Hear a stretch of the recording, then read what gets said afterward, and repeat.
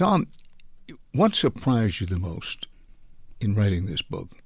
I remember, in fact, one of the reasons it was very tough to compete against you is that you always had a very good memory.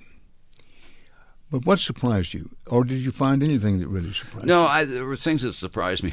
I'll tell you, one of the things that surprised me is that I was unpacking some artifacts from that time, and I came across my typewriter, and I thought, oh my God, that was our instrument. We didn't have iPhones, we didn't have iPad, we had a typewriter, and it's a wonderful little Olivetti. You had one, I had one. We carried them around the world, and we typed out our stuff one time during the morning, and then we spent the afternoon working our sources, and we were not on the air until 6:30 that night.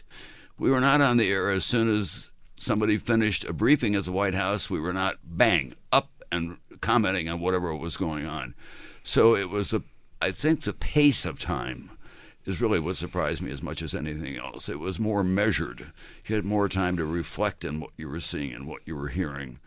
And that was true in the general culture in Washington as well. True. You could pick up the phone and talk to a congressman or a senator, and they would be kind of thoughtful about what they were going on, wouldn't always give everything you'd like to hear from them.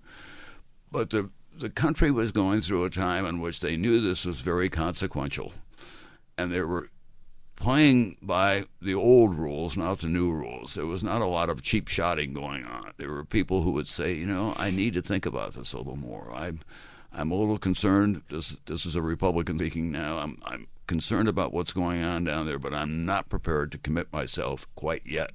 So I think the pace of everything was the big change. Now, as you know, it's 24/7.